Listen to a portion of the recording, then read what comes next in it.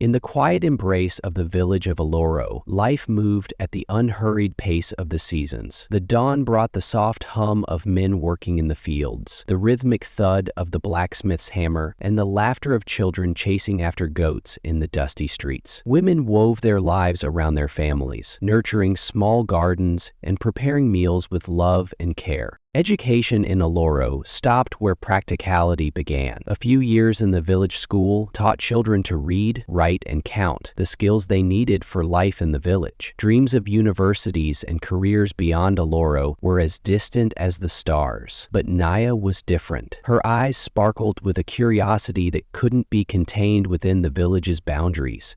She devoured every book she could find, often puzzling the elders with her endless questions about the world beyond Aloro. Her thirst for knowledge was boundless, and while the village admired her intellect, they couldn't quite understand it. The monotony of life in Aloro shifted one day with the arrival of university students from the city of Rithor. Their polished demeanor, eloquent words, and stories of a world filled with endless possibilities captivated the villagers. The students spoke of knowledge that could change lives and bring prosperity, planting seeds of ambition in hearts that had never dared to dream. The elders gathered under the towering baobab tree to discuss this newfound hope. The air was thick with a mixture of excitement and uncertainty. "Who among us could go?" they murmured. The answer came quickly: Naya.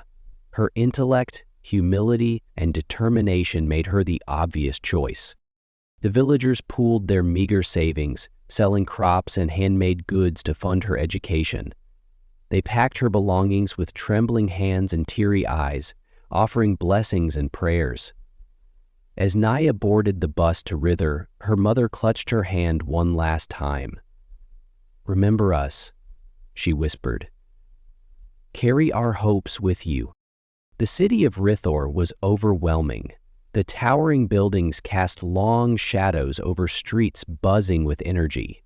Naya felt small and out of place as she entered Gracefield Academy, the prestigious girls-only boarding school that would become her home. Her classmates were nothing like the children in Aloro. They wore tailored uniforms, spoke with confidence, and seemed to glide through life effortlessly. Naya's simple village clothes and quiet demeanor set her apart, drawing curious glances and whispered comments. But amid the uncertainty, she met Zara. Bold and kind, Zara took Naya under her wing, teaching her how to navigate the complexities of school and city life. Zara introduced her to new ideas, art, and literature, opening doors to a world Naya had never imagined. Their friendship grew quickly, blossoming into something deeper. Zara's laughter became a melody that eased Naya's homesickness, and their late-night conversations filled the void of loneliness. Naya began to realize her feelings for Zara were more than friendship, a revelation that left her both exhilarated and terrified. The weight of Loro's expectations loomed over her. She feared what her family and village would think if they knew the truth. The struggle to reconcile her feelings with her sense of duty consumed her, and it began to show. Her grades slipped, and the sparkle in her eyes dimmed. The recognition she usually had from her family and friends and her job as a journalist was gone altogether, and she was going through a waiting period.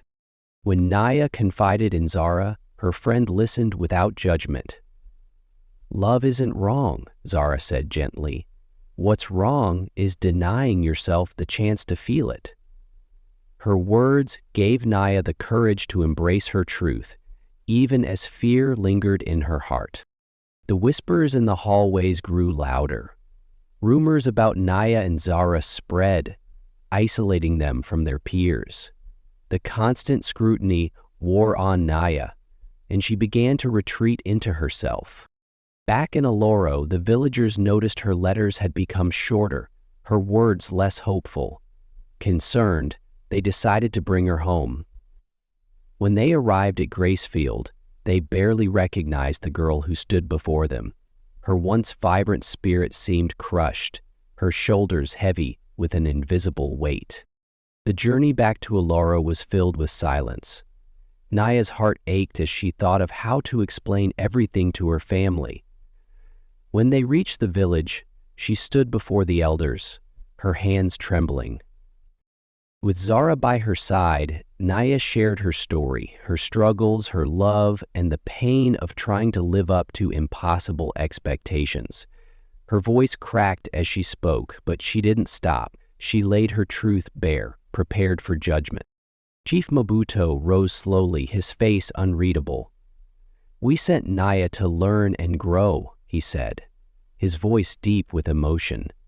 "She has returned with knowledge, but also with a lesson for us. Let us not judge her journey, but learn from it." Naya stayed in Aloro, teaching the children and introducing new ideas about education and acceptance. Slowly, the village began to see the world through her eyes. She spoke of dreams that transcended tradition and love that knew no boundaries. Though she and Zara kept their relationship private, their bond remained a source of strength. Over time, the villagers came to admire Naya, not just for her courage, but for the way she carried their hopes while forging her own path. Naya's story became a part of Aloro's legacy, a tale told with pride and reverence. Her courage inspired others to pursue education, to question, and to dream beyond the horizon. In 9 stories, the best of the good from Aloro City. As Aloro transformed, it was Naya's light that guided the way, a light born of love, struggle, and an unyielding determination to stay true to herself. As Naya's journey teaches us about courage, love, and resilience, we are reminded of the power of stories to inspire and transform lives. Please take a moment to like, comment, and subscribe to our channel.